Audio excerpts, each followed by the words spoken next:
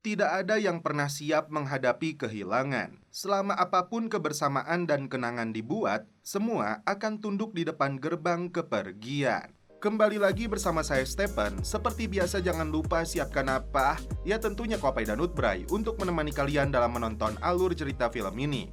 Selamat menyaksikan dan celepot!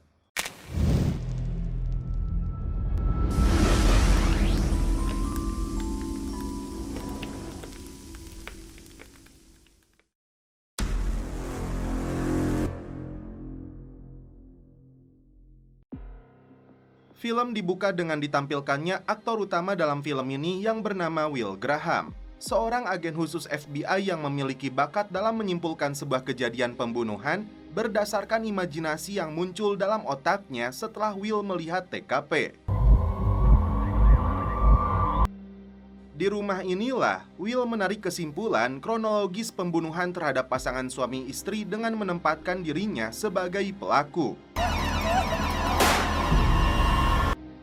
Pelaku rupanya lebih dulu merekam pembicaraan antara korban dengan perusahaan keamanan untuk memastikan kedua korban berada di rumah. Hari itu, Will baru saja selesai mengajar di kampus khusus FBI.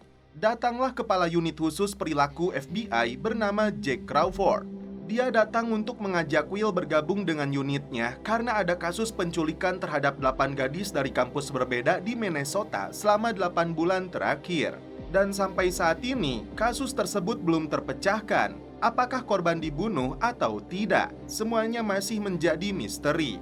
Korban terakhir diketahui bernama Alice baru saja dilaporkan hilang oleh keluarganya.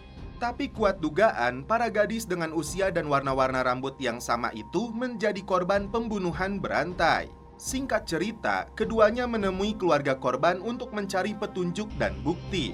Disinilah Will menarik kesimpulan bahwa korban diculik dari rumah ini, meskipun Jack sendiri masih ragu.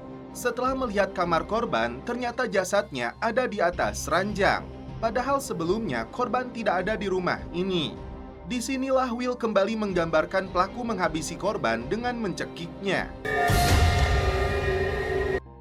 Tapi ada juga luka lain yang parah di bagian rusuknya. Menurut Will, pelaku sengaja mengembalikan jasad Alice ke rumah ini sebagai bentuk permintaan maaf. Apakah ini artinya korban dihabisi oleh sosiopat gila? Meskipun Will tidak ada hubungannya dengan kasus kematian korban, tetap saja bayang-bayangnya mengganggu pikiran Will hingga ke alam mimpi. Jack sampai marah kepada Will karena dia tidak paham dengan kesimpulannya.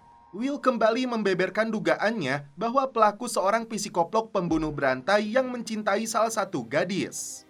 Karena faktanya tidak ada bukti pemerkosaan, bahkan korban Alice diketahui masih perawan. Agen Beverly menemukan pecahan logam dalam baju yang digunakan oleh korban. Teman dekat Will yang bernama Dr. Alana diminta pendapatnya oleh Jack terkait bakat yang ada dalam diri Will berikut kekurangannya. Alana hanya meminta Jack jangan menempatkan Will terlalu dekat. Ketika tim forensik sedang menggelar otopsi terhadap jasad korban, tanpa perlu menyentuhnya, Will sudah bisa menyimpulkan bahwa korban dikait layaknya daging kurban dan setelah itu hatinya diambil, seakan untuk disantap lalu diletakkan kembali. Apakah ini artinya 8 gadis yang menjadi korban itu disantap oleh seorang kanibal? Hari itu, Jack datang ke kantornya seorang psikiater atau psikolog yang bernama Dr. Hannibal Lecter, tokoh kunci dalam film ini.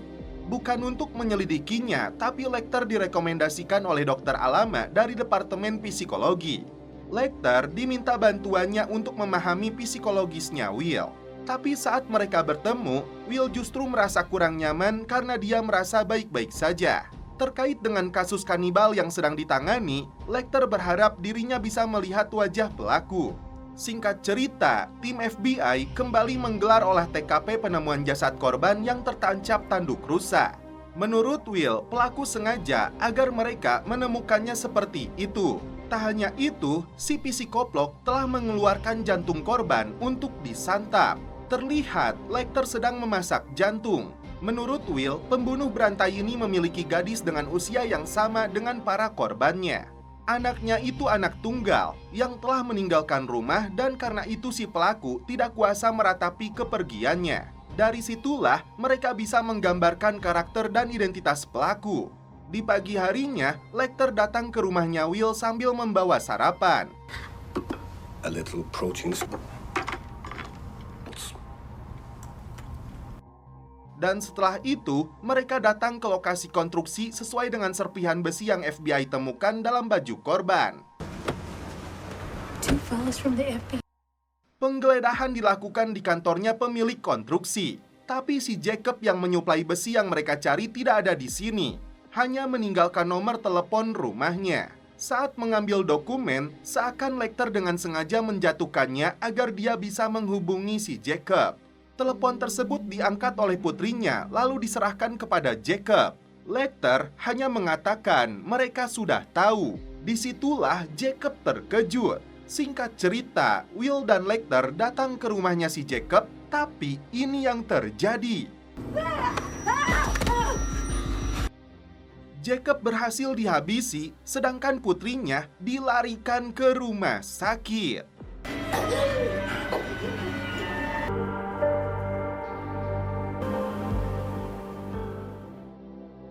Saat berlatih menembak, bayang-bayang si Jacob mempengaruhi psikologisnya Will. Singkat cerita, tim FBI menggeledah kabin milik pelaku. Disinilah mereka menemukan banyak sekali tanduk rusak. Menurut Jack, Jacob menghabiskan waktunya di sini dengan putrinya. Tapi Will sangat yakin Jacob yang membunuh korbannya seorang diri. Ternyata Will menemukan Jacob dari surat pengunduran diri si pelaku. Jack meminta Will fokus di lapangan, tidak perlu lagi mengajar di kampus FBI. Meski dia bebas memilih psikolog yang akan membantu terapinya antara Alana dan Hannibal Lecter, tapi menurut Jack, Lecter yang dinilai cocok karena saat penembakan terjadi Lecter ada di sana. Will menceritakan kepada Lecter tentang dugaan Jack bahwa putrinya Jacob terlibat dalam setiap pembunuhan yang dilakukannya. Sedangkan putrinya itu masih terbaring koma di rumah sakit. Will sendiri mengaku belum mendapatkan gambaran apakah gadis itu terlibat atau tidak. 3 orang remaja yang sedang berjalan di dalam hutan menemukan tangan manusia dengan jarum suntik yang masih menempel. Tak hanya itu, ternyata banyak tangan manusia dengan posisi yang sama. Beverly membantu Will cara menembak yang baik agar tepat sasaran, mengingat agen khusus ini sampai 10 kali melepaskan tembakan untuk merobohkan si Jacob. You are tight. See if that helps with the recoil. Singkat cerita, tim FBI menggelar olah TKP ditemukannya 9 jasad manusia atas informasi dari 3 remaja itu. Selain ditemukannya banyak perangkap di sekitar lokasi, terdapat banyak jamur dan pupuk kompos nutrisi untuk menciptakan dekomposisi. Kemungkinan besar, para korban ini dikubur hidup-hidup lalu diberi cairan menggunakan jarum suntik, seakan ingin mempertahankan korbannya agar tetap hidup. Diam-diam, seorang reporter bernama Freddie Lons mengambil gambar TKP. Lons yang penasaran bertanya kepada polisi apa yang dilakukan pria itu di lokasi. Setelah menarik nafas dan memejamkan matanya, Will berjalan mundur sebagai bentuk ritualnya untuk mengetahui kronologis kejadian di lokasi ini. Pelaku mengubur korbannya satu persatu yang masih bernafas lalu memasang selang di mulutnya. Bayang-bayang Jacob masih terus menghantui Will. Di luar dugaan, salah satu korban ternyata masih hidup. Will menceritakan apa yang dia lihat di lapangan kepada Lecter. Belum terungkap apa motif dari si pembunuh berantai melakukan semua ini. Setelah Will pergi, datanglah Lons mengaku ingin konsultasi. Tapi Lecter sudah tahu wanita berambut kriwil ini seorang wartawan, bahkan di dalam tasnya dia mengaktifkan alat perekam. Setelah didesak, Lon mengaku membuntuti Will untuk menulis artikel tentangnya. Tim forensik menyebut semua korban meninggal karena gagal ginjal. Tapi menurut Will, faktanya jamur yang tumbuh di atas tubuh jasad ini akibat semua korban menderita diabetes karena kandungan gula yang tinggi, itulah favoritnya jamur. Di sebuah apotek, seorang wanita terlihat sedang mengambil obat insulin. Pegawai apotek inilah yang memberi obat lalu mencatat alamatnya. Tak berselang lama, pasukan khusus FBI bergerak ke lokasi ini. From this exact location. The other 8, all over the Karena semua korban yang menghilang terakhir terdeteksi setelah pulang dari apotek ini untuk mengambil obat diabetes. Pegawai apotek yang bernama Eldon yang dijadikan tersangka ternyata lebih dulu kabur. Rupanya, di dalam mobil pelaku, Will menemukan satu korban lainnya yang masih hidup. Tim FBI melihat berita tentang Will yang dirilis oleh Silon yang berakibat kaburnya tersangka. Begitupun dengan si Lecter yang melihat artikel tersebut. Tim FBI langsung menyergap wartawan ini dalam kamar hotel. Untuk memberinya pelajaran, Jack mengambil satu helai rambut yang bisa dia gunakan sebagai bukti di TKP penemuan jasad untuk menjebloskannya ke dalam penjara. Kecuali Lon tidak macam-macam lagi dalam menayangkan berita tentang Will. Sudah beberapa malam, Will tidur di rumah sakit menunggu putrinya si Jacob yang bernama Abigail yang masih tidak sadarkan diri. Lalu datanglah Alana untuk memberinya dukungan karena dia paham betul masalah psikologis yang dirasakan oleh Will. Si polisi datang menemui Lon karena dia merasa dimanfaatkan wartawan ini hingga dirinya diskors. Di luar dugaan, ini yang dilakukan si Eldon. Lon dipaksa menceritakan tentang Will dan Abigail yang akan dia kuburkan. Penjahat ini datang ke rumah sakit menyamar jadi dokter. Setelah mendapat informasi, Will terkejut dan ternyata Eldon sudah membawa Abigail. Will langsung mengejar dan untungnya dia berhasil menghentikannya. We all evolved from... Suatu hari, Abigail diajak ayahnya untuk berburu rusa.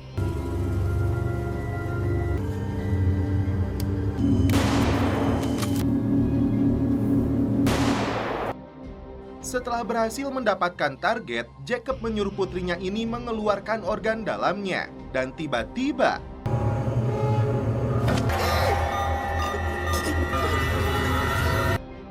Alana datang ke rumah Will untuk memberitahunya bahwa Abigail sudah siuman. Karena telah membunuh Jacob, rasa bersalah menghantui Will, apalagi Abigail tidak memiliki keluarga lagi. Alana akan mencoba berbicara dengan Abigail apakah dia menjadi kaki tangan ayahnya seperti dugaan Jack atau tidak. Mengaku sebagai psikiater, Alana kembali ke rumah sakit untuk menemui Abigail yang sudah membaik. Kembali ke kampus, Will membeberkan peran Jacob sebagai pembunuh berantai 8 gadis yang dijuluki sebagai Minnesota Shrike. Tapi untuk korban ke-9 ini bukanlah ulahnya, tapi menurut Will, pelakunya orang yang bisa jadi lebih kejam. Yang pasti, Will menemukan penelepon tidak dikenal yang menghubungi Jacob sebelum peristiwa pembunuhan yang dilakukan Jacob kepada istrinya dan hampir merenggut putrinya sendiri. Disinilah si Lecter hanya tersenyum mendengar paparannya Will. Siapakah si Lecter ini sebenarnya? Apakah dia hanya sebatas psikiater?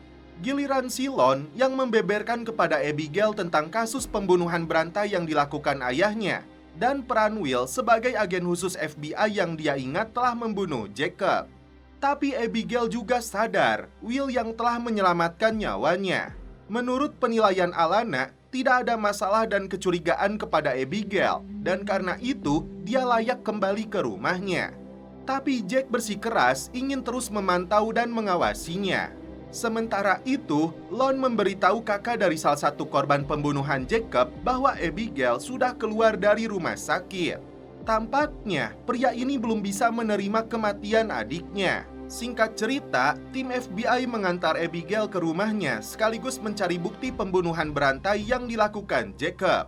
Di sini Abigail bertemu dengan teman sekolahnya yang bernama Marissa. Tiba-tiba, si kakak korban yang bernama Nicola datang untuk mempertanyakan apakah Abigail membantu ayahnya mencopot jantung adiknya. Kembali ke kabin, tiba-tiba darah menetes tepat di atas kepalanya Abigail. Teka-teki apakah Abigail ikut terlibat dalam pembunuhan berantai yang dilakukan Jacob masih belum terjawab. Ketika Abigail sedang membuka tasnya di kamar hotel, tiba-tiba Nicholas kembali muncul mengaku tidak membunuhnya.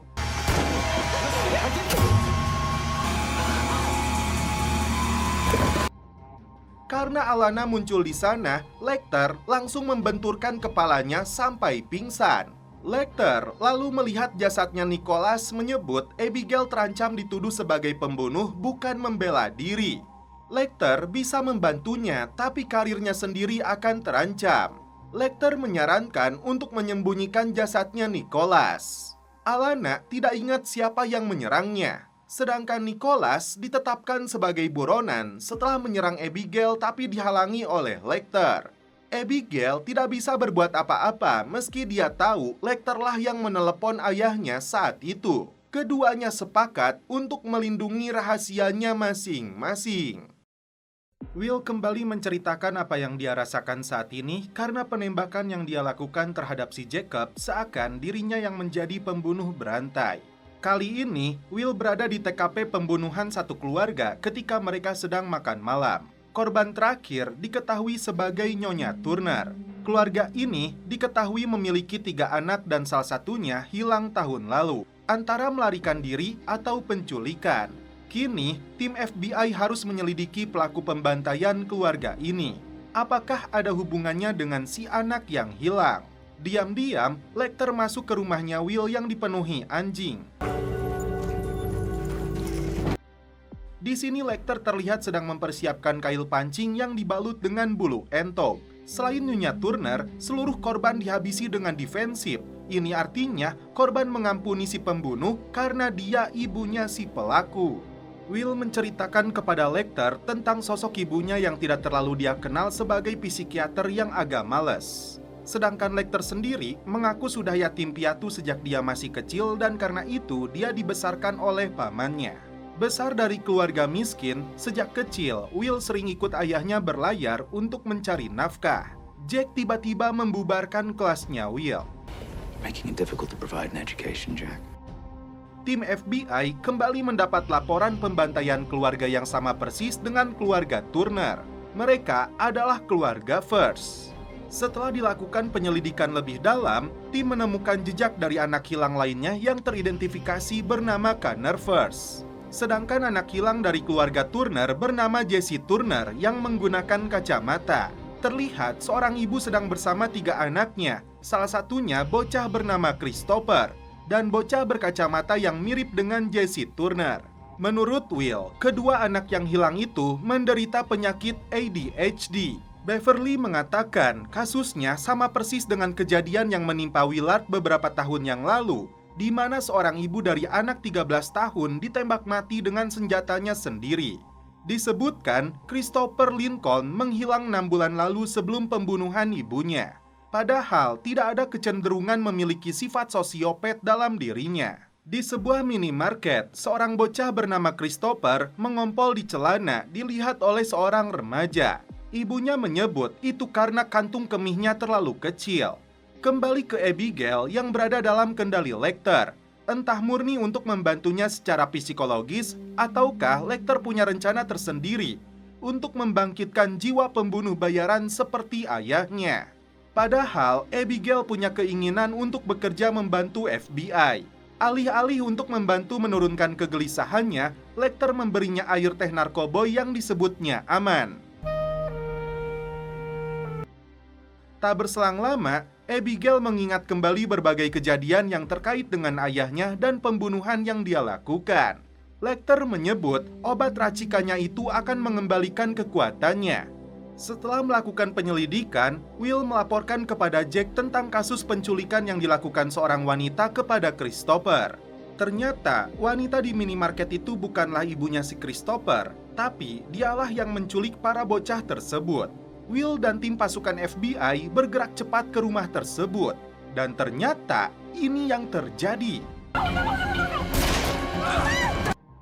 Si penculik itu akhirnya dihabisi. Christopher mengaku tidak berniat menghabisi ibunya sendiri.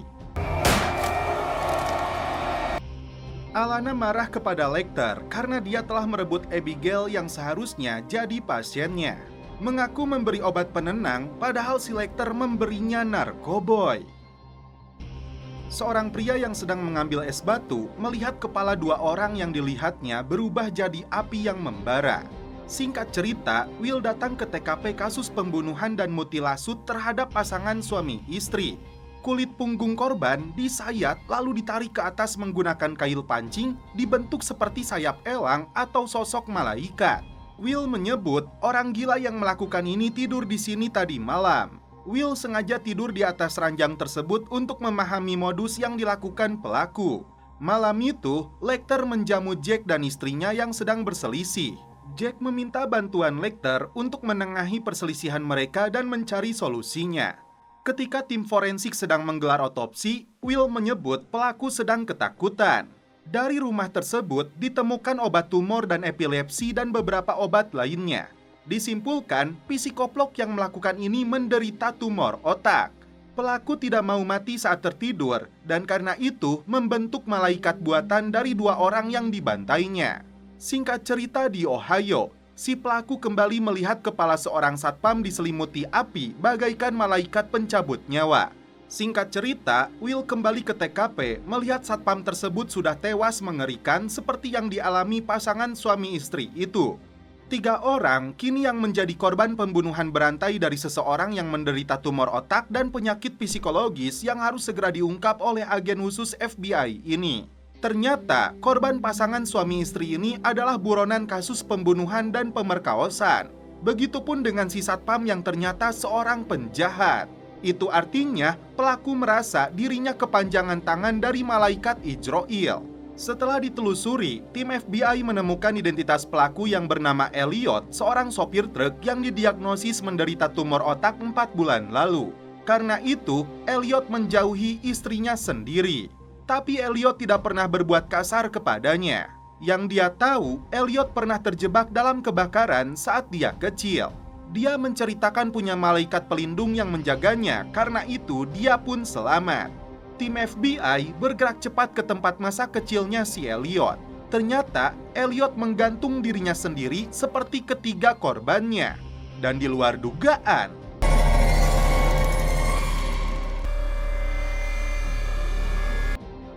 ternyata istri Jack menderita kanker paru-paru dan karena itulah dia menjauh dari Jack.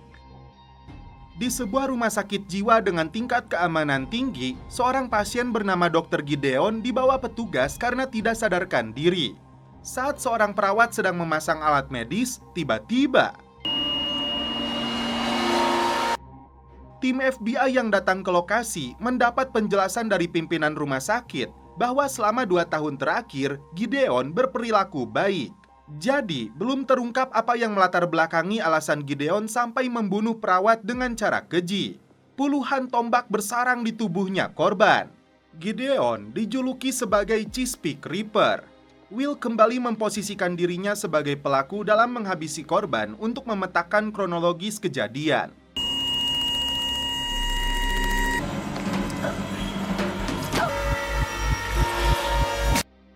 Dua tahun lalu, Jack menugaskan anak buahnya yang bernama Miriam untuk menangani kasus Ripper yang membunuh 2 korban dalam 6 hari. Miriam dipercaya karena dia ahli forensik psikologi hingga kriminologi. Will dan Alana ditugaskan untuk menemui langsung si Dr. Gideon untuk menyelidiki motif di balik metode pembunuhan Ripper yang dia lakukan. Tidak adanya rasa bersalah dan sakit jiwa yang terlihat saat mereka bertanya kepada pelaku. Gideon begitu tenang seakan menikmati tindakan pembunuhan keji yang dilakukannya. Jack kembali mengingat penyelidikan yang dilakukannya bersama Miriam dalam memburu si Ripper. Apakah sosok sosiopat yang selama ini Jack buru masih berkeliaran? Di saat Jack sedang tidur, tiba-tiba Jack mendapat telepon permintaan bantuan dari Mariam. Jack yakin itu Mariam, tapi dari riwayat panggilannya tidak ada telepon yang masuk di jam 3 pagi. Memanfaatkan si jurnalis Lon, disinilah Jack berencana untuk memancing pengakuannya Gideon.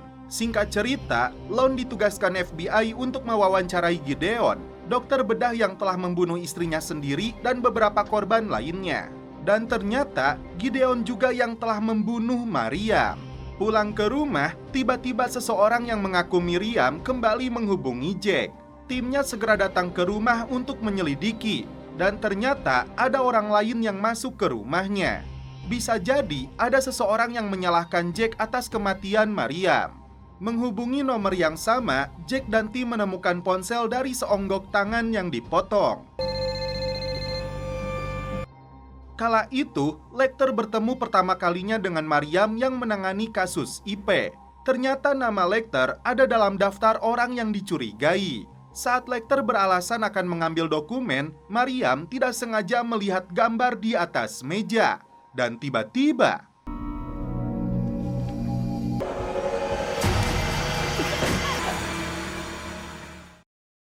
di hadapan muridnya, Will membeberkan tentang sosok Chesapeake Ripper yang menghabisi 8 korban dengan cara keji, seakan memutilasi seekor babi untuk dihidangkan.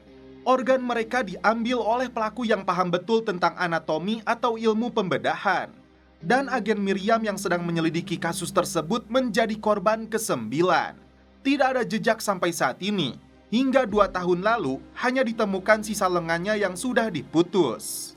Bayang-bayang kematian Miriam selalu menghantui Jack hingga ke alam mimpi karena dia yang menugaskan agen wanita itu menyelidiki kasus Ripper. Malam itu, Jack dan Will tiba di TKP kasus pembunuhan baru yang diduga dilakukan Ripper. Tubuh korban berserakan, bahkan organ jantungnya hampir diambil dari tubuhnya. Disinilah Will kembali mengeluarkan jurusnya untuk memahami seluruh kronologis kejadian. Menurut Will, pelaku justru bermaksud menyelamatkan nyawa korban dengan membedah dadanya untuk memijat langsung jantungnya dari dalam. Jadi Will yakin pelaku bukanlah si Ripper yang tim FBI buru, tapi hanya mahasiswa kedokteran atau pemula yang mencari uang tambahan melalui operasi ilegal, tapi tidak berhasil menyelamatkan nyawa si korban. Jack sudah tidak sabar ingin menembak mati si Ripper demi membalas kematian Miriam. Meski profesinya sebagai psikiater, rupanya Lecter memiliki psikiater juga untuk mencurahkan seluruh perasaan yang dia alami. Tapi psikiater ini juga mengetahui bahwa Lecter tidak sepenuhnya jujur. Ada sisi lain dalam diri Lecter yang tidak dia ungkapkan. Giliran Will yang konsultasi kepada Lecter terkait dengan penyelidikan yang dilakukan tim FBI untuk memburu si Ripper. Film pun mundur ketika seorang dokter mengecek Lecter yang terkena infeksi. Sepertinya dokter ini mengetahui bahwa Lecter telah berbohong dengan klaim asuransinya. Saat dalam perjalanan pulang, tiba-tiba tangki bensin mobil si dokter ini bocor. Muncullah si Lecter menghampirinya. Dan setelah itu, dokter itu ditemukan sudah jadi jasad dengan tubuh yang sudah dimutilasi. Apakah si Lecter pelakunya? Ketika tim forensik sedang menggelar otopsi jasad pria yang ditemukan, di rumahnya, Lecter seakan sedang membuat hidangan dari jantung manusia. Apakah si Lecter ini benar-benar seorang kanibal pemakan organ manusia? Kali ini, Jack dihantui pikiran buruk. Will yang terbaring di kamar jenazah dengan dada yang sudah dibelek dan tangan terpotong akibat perbuatan seorang Ripper.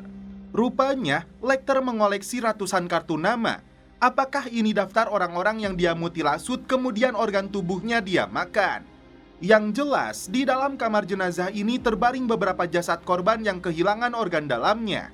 Dari mulai jantung, paru-paru, hingga pankreas dan limpa. Tim FBI menduga organ dalam tersebut diperjualbelikan. Tapi Will ragu, dia hanya yakin salah satu korban dibunuh oleh Ripper yang mereka sedang buru. Seorang pasien yang bernama Franklin rutin menemui Lecter. Apakah dia jadi korban berikutnya? Lecter tahu dari Will bahwa tim FBI sedang memburu pelaku yang menghabisi Miriam.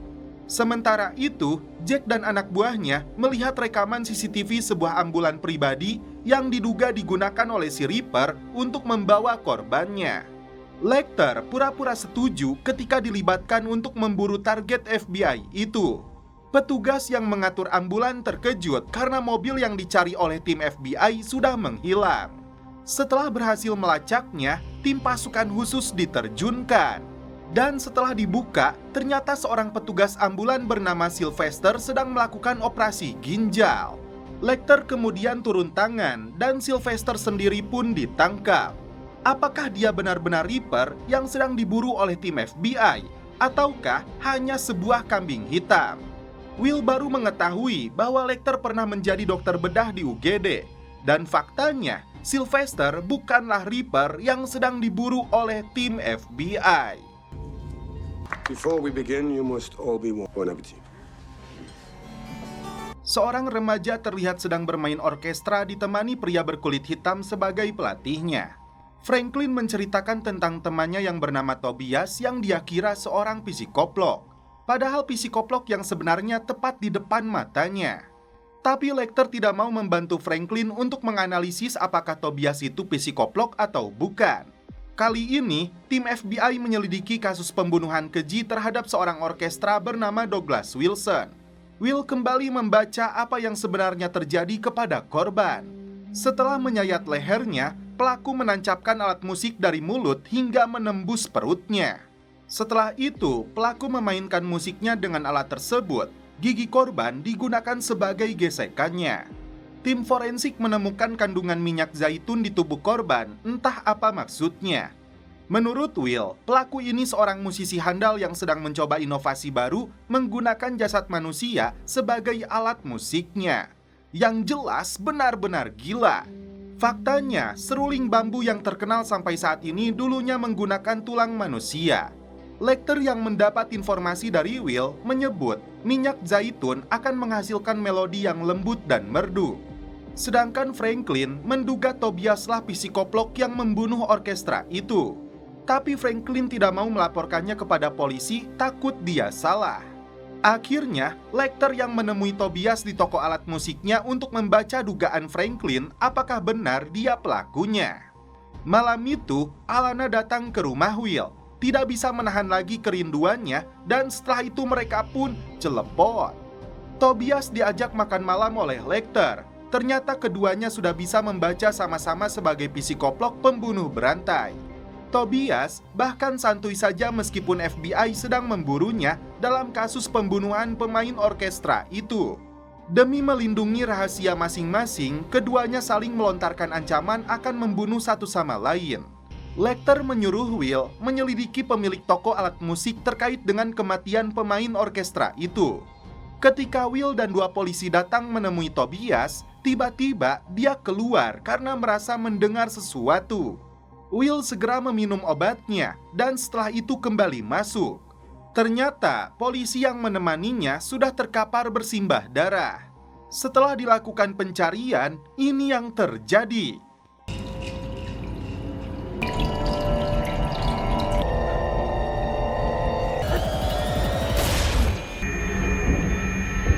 Tobias kabur dari sana menuju rumah Lecter. Dia menodongkan senjatanya kepada Lecter yang sedang bersama Franklin. Tiba-tiba, ini yang dilakukan si Lecter. You've done. Only thing you can change. We're all alone. A ship that you and I can't. Selanjutnya, terjadi pertarungan antara kedua psikoplok ini. Lecter berhasil menghabisinya.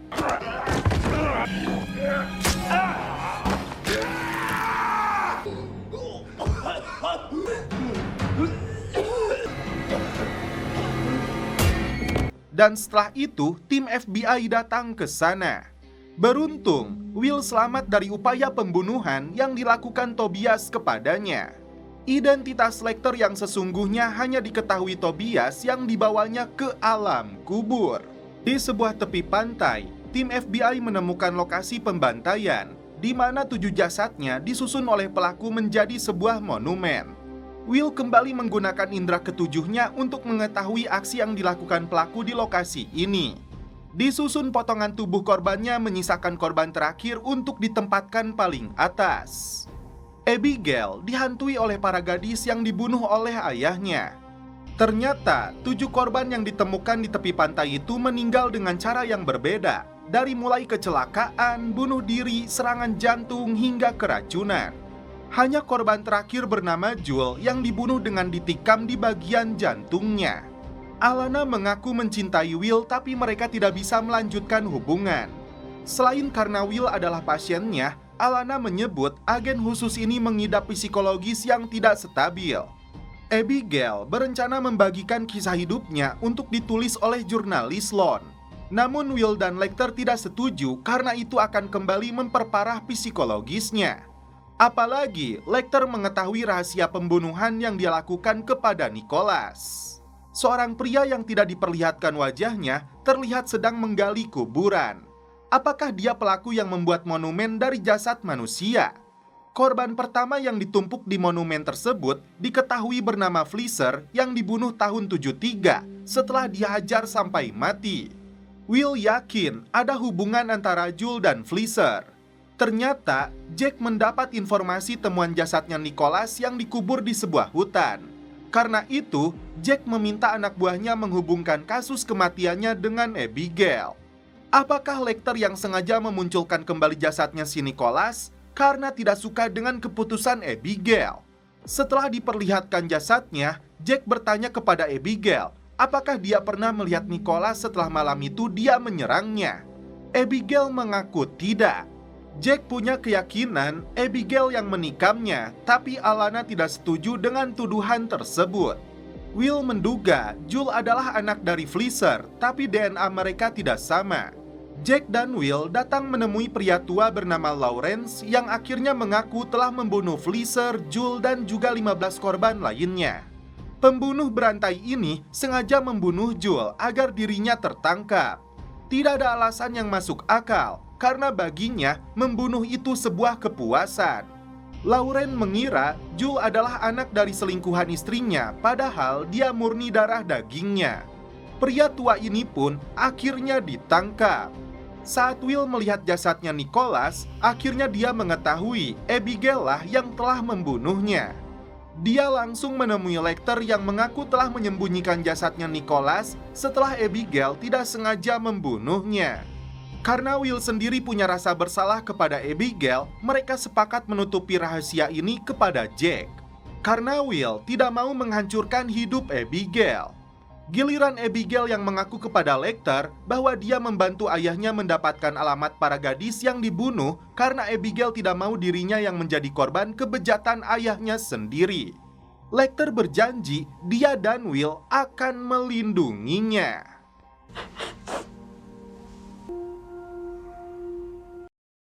Malam itu, seorang gadis yang hendak tidur naik ke atas rumah setelah mendengar suara air hujan yang bocor. Setelah memperbaikinya, wanita ini kembali ke kamarnya. Namun tiba-tiba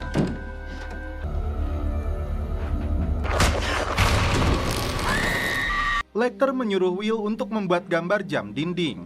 Will merasa sudah membuatnya dengan benar, namun ternyata hasilnya ngaco. Pikiran buruk dan halusinasi selalu menghantui pikiran Will. Contohnya ketika dia membelek ikan hasil mancing. Tidak seperti biasanya, Will sampai merusak TKP pembunuhan karena ekstrapolasi dan rekonstruksi yang dia lakukan sampai menimbulkan ketakutan luar biasa dalam dirinya. Lecter mengajak Will untuk mengecek fungsi otaknya ke Dr. Sharaf. Tapi jika tidak ada masalah, itu murni masalah mental dan psikologis. Ketika proses CT scan sedang dilakukan, Will kembali dihantui kasus pembunuhan gadis itu. Menurut dokter, hasilnya menunjukkan sisi kanan otaknya benar-benar mengalami radang yang disebut reseptor anti-NMDA untuk ensefalitis yang sangat berbahaya jika dibiarkan akan menimbulkan tumor otak. Tapi ternyata Lecter menyuruh si dokter ini merahasiakan masalah di otak Will dengan mengatakan tidak ada masalah, penyakitnya murni mental biasa. Apakah Lecter berencana untuk membunuh Will dengan perlahan demi menutupi jati diri dia yang sebenarnya? Di malam hari, Will kembali ke TKP dan tiba-tiba Name is Will Graham.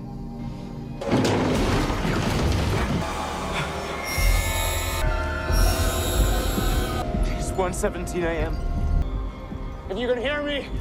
Karena Will merasa yakin itu bukan halusinasi, dia memanggil Beverly untuk menceritakan apa yang terjadi.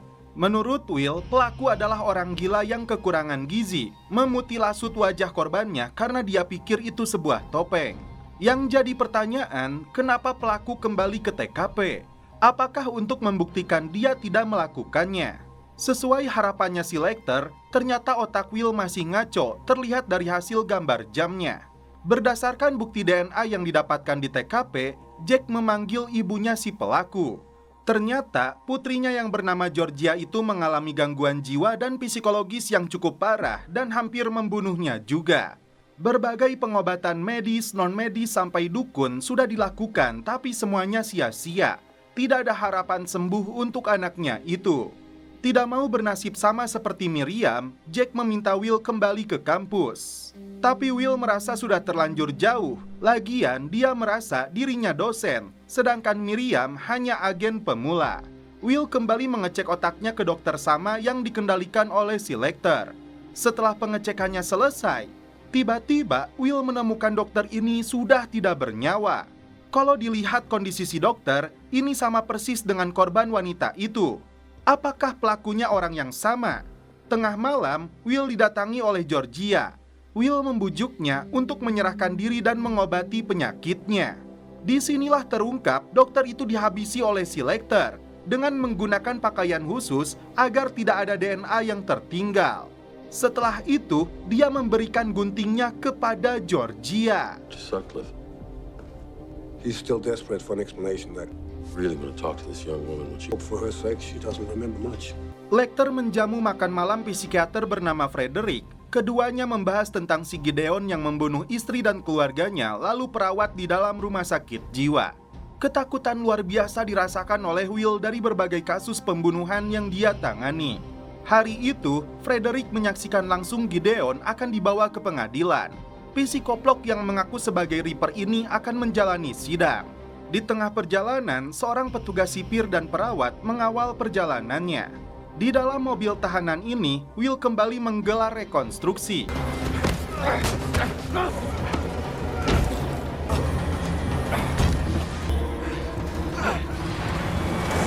Setelah menghabisi petugas dan perawat rumah sakit jiwa itu, organ dalam mereka digantung di atas pohon sekitar TKP. Meski Gideon mengaku dirinya Reaper, tapi Will tetap yakin Gideon bukanlah pembunuh berantai yang mereka cari. Will dan Alana datang menemui Frederick karena menurut mereka kaburnya Gideon tidak lepas dari cara buruk yang dilakukan psikiater ini dengan mempengaruhi psikologisnya sebagai pembunuh berantai. Jack menugaskan seluruh anak buahnya untuk menangkap kembali Gideon. Menurut Will, selain Frederick, ada Alana yang masuk ke dalam daftar psikiater yang pernah berhubungan dengan si Gideon. Dia yakin Gideon sedang menargetkan para psikiater untuk dihabisi demi ketenaran dan ambisinya sebagai Reaper si pembunuh berantai. Dan itu artinya Alana harus mendapat pengawalan FBI untuk memastikannya tetap aman. Alana berharap Will saja yang melindunginya. Hari itu, Lon dihubungi psikiater Paul yang pernah menulis masalah gangguan mental yang dialami Dr. Gideon. Lon diminta datang ke kantornya untuk membahas artikel yang ingin dia muat. Tiba di kantornya, ternyata Gideon sudah menghabisi psikiater tersebut dan kini Lon dijadikan sebagai sandranya. Singkat cerita, tim FBI tiba di TKP pembunuhan Paul. Tiba-tiba, berita kematian Paul sudah lebih dulu dimuat. Disinilah Will menyadari bahwa Gideon telah menyandra jurnalis itu.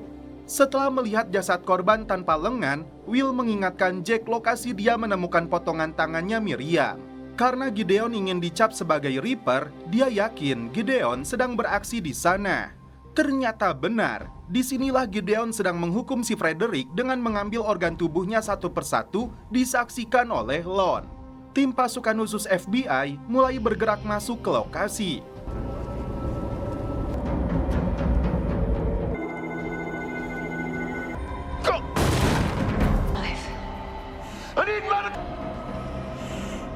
Sedangkan Will mengejar seseorang yang kabur dari belakang.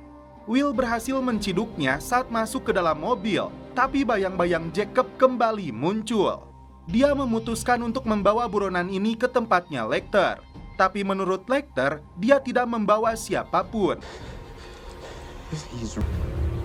What do you see, Will? I don't see anyone. Will sangat sulit membedakan lagi mana yang nyata, mana yang sebatas imajinasi. Kesempatan ini dimanfaatkan si Lecter untuk memberitahu Gideon lokasi dia bisa menemukan Alana. Alana Bloom was one of your psychiatrists. I can tell you where to find her.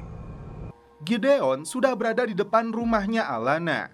Meskipun kondisi Will sedang sakit, dia datang tepat waktu untuk menghentikan Gideon membunuh kekasihnya. You and I are already. I want to get out.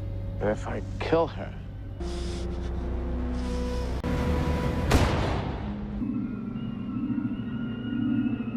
Will kembali menemui Georgia yang sedang menjalani perawatan dalam ruangan khusus karena dia juga menjadi tersangka pembunuhan terhadap temannya sendiri. Tapi Georgia mengaku tidak ingat apa yang sudah dia lakukan. Lecter sendiri bertanya kepada Will tentang pertemuannya dengan Georgia. Apakah Lecter terlibat juga dalam kasus ini? Ketika Georgia menggunakan sisirnya, ini yang terjadi.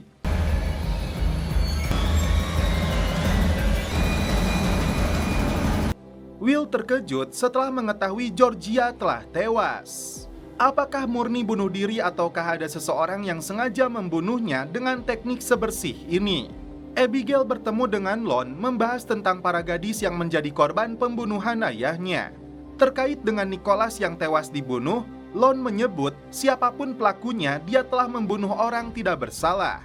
Padahal Lon sedang berhadapan dengan pembunuhnya.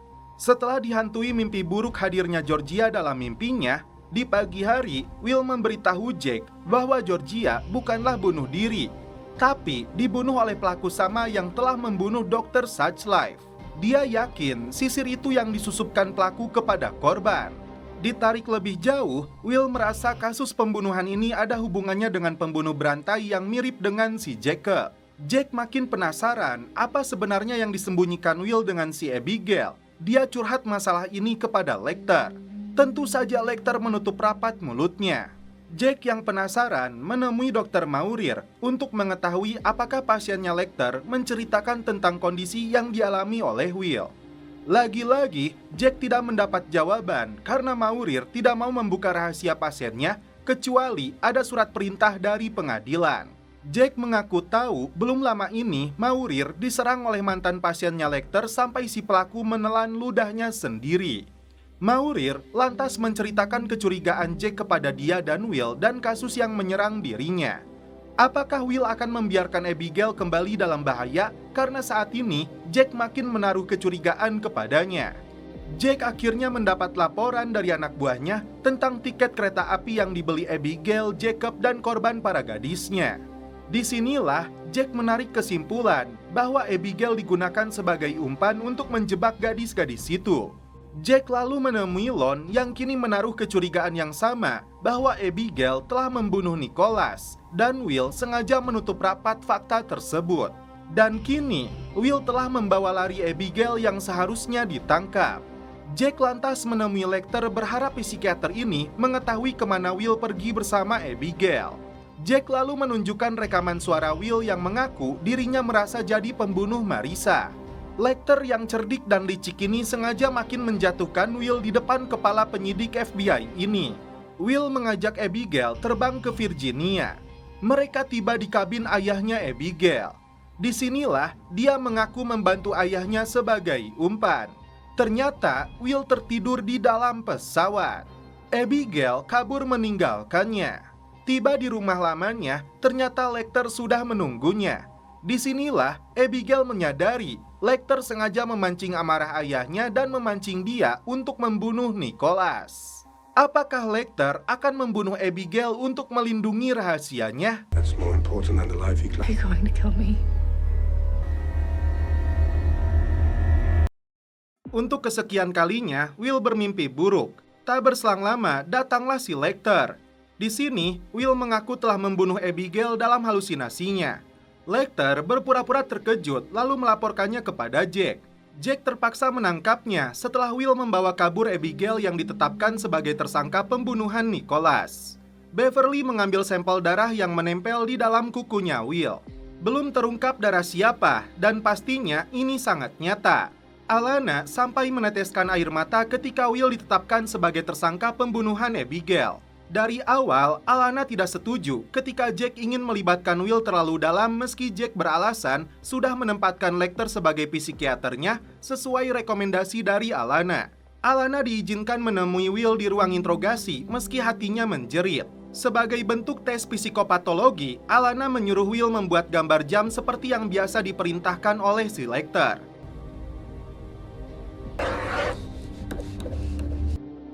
Dan hasilnya masih tetap sama saja, Will tidak normal. Di tempat yang berbeda, Lecter menangis saat mengungkapkan apa yang dia rasakan saat ini kepada psikiaternya. Psikolog sekaligus psikoplog ini menyebut tidak pernah berniat memiliki anak. Tapi setelah mengenal Abigail, disitulah dia merasa punya keinginan besar untuk memiliki keturunan. Entah benar atau akting belaka, Lecter pun merasa kehilangan jika Will dinyatakan bersalah atas kematian Abigail. Dari kail pancing yang diambil dari rumahnya Will, ternyata tim forensik menemukan bukti DNA dari para korban. Dari mulai Casey, lalu Marissa, temannya Abigail, Dr. Scatfile, termasuk Georgia. Alana tidak percaya jika Will seorang pembunuh berantai. Jack langsung mengonfirmasinya kepada Will karena dia yakin betul tidak sakit saat para korban itu dihabisi. Disinilah Will menyadari dirinya telah dijebak oleh orang-orang terdekat mereka yang memahami forensik, dan bisa jadi Jack salah satunya. Tapi Will tetap saja dijebloskan ke dalam penjara. Saat menaiki mobil tahanan, Will memutuskan untuk melarikan diri. Alana menunjukkan gambar jam yang dibuat oleh Will yang membuktikan ada masalah psikologis. Tapi si Lecter menunjukkan gambar yang disebutnya dibuat oleh Will bahwa dia baik-baik saja, terbukti dengan gambar jamnya dibuat normal. Ternyata Will bersembunyi di rumahnya Lecter karena dia belum tahu penjahat yang sesungguhnya ada di depan hidungnya. Will sangat yakin dirinya bukanlah pembunuh berantai, tapi jika ditanya apakah dia membunuh Abigail, bisa saja itu terjadi. Tapi dia tidak ingat sama sekali. Kesulitan untuk membedakan mana hayalan dan mana kenyataan. Disinilah Lecter menggiring Will seakan dia memang telah membunuh 4 korban lainnya. Will ingin diantar ke Minnesota, TKP pembunuhan Abigail. Saat dalam perjalanan, Will bermimpi sosoknya sebagai Jacob yang saat itu mendapat telepon. Apakah Will benar-benar sudah menyadari si penelepon itu adalah Lecter? Disinilah Abigail dihabisi dengan kejam setelah lehernya dipotong. Tapi tim FBI belum menemukan potongan tubuhnya. Akhirnya, Will menarik kesimpulan bahwa sebenarnya si pembunuh itu adalah Lecter. Dialah yang telah membunuh Abigail untuk menutupi rahasianya. Ketika Will akan melepaskan tembakan, Jack lebih dulu menembaknya.